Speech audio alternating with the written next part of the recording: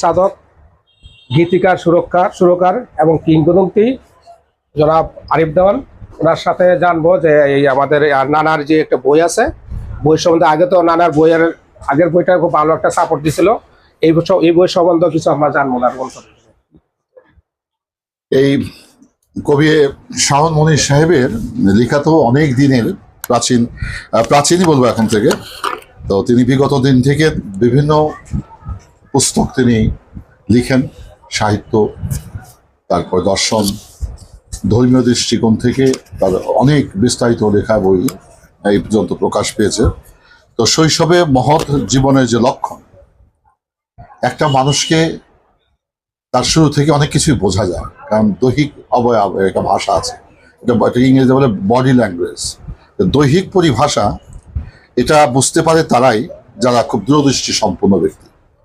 তো আমার এই মনির ভাইয়ের যে শৈশবে মহৎ জীবনের যে লক্ষণ, এটা তার বিচক্ষণতা আলোকে, তার অভিজ্ঞতার আলোকে তিনি এই বইটাকে লিখেছেন।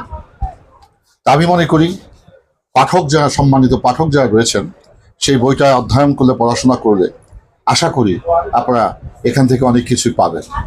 আর যদি এই বই লেখাতে কোনো জায়গায় ত্রুটি হয়ে থাকে, আপনাদের মতামতের আলোকে সে সংশোধন আমরা করে নেওয়ার চেষ্টা করব। তো মনির ভাইয়ের বিগত দিনের অনেক লেখা বই এ পর্যন্ত বিভিন্ন প্রকাশনালয় থেকে প্রকাশ পেয়েছে এবং আগামীতে প্রকাশ পাবে। বিশেষ করে মনির ভাই লেখালেখির প্রতি আমার একটা শ্রদ্ধা আছে। পৃথিবীতে অনেক মানুষ আসে, কিন্তু লেখালেখি, সেটা দর্শন হোক, সেটা সাহিত্য হোক, গান হোক, লেখালেখি সবাই করতে পারে না। এটা গড গিফটের খোলাপ্রদত্ত বিষয়। তো আমি মনির ভাই লেখার জন্য আমার হৃদয় থেকে তার প্রতি ভালোবাসা এবং শুভকামনা রইল। এবং পাঠকবৃন্দ যারা আছেন, যারা এই ধরনের বই পুস্তক লেখালেখি করেন, তাদেরকে উৎসাহ দিতে হলেও এই বইগুলোকে আপনাদেরকে, পাঠকের একটা বিশাল ভূমিকা রয়েছে। সেই বইটি যদি আপনারা পড়েন, তাহলে পাঠকের লেখা সার্থক হবে।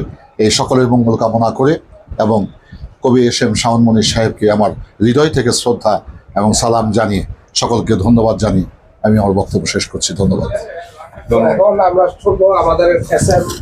কবি শাওন মনির বা আধ্যাত্মিক কবি, ওনার সম্বন্ধে জানবো, ওনার বইটা সম্বন্ধে ওনার মতামত।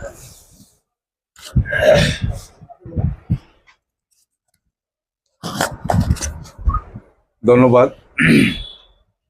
উপস্থিত আমার পরমাত্মিক শ্রদ্ধেয় বড় ভাই, বর্তমান প্রজন্মের সঙ্গীত সাধক এবং সাধক কবি, বর্তমান আমাদের দেওয়ানবাড়ির প্রজন্মের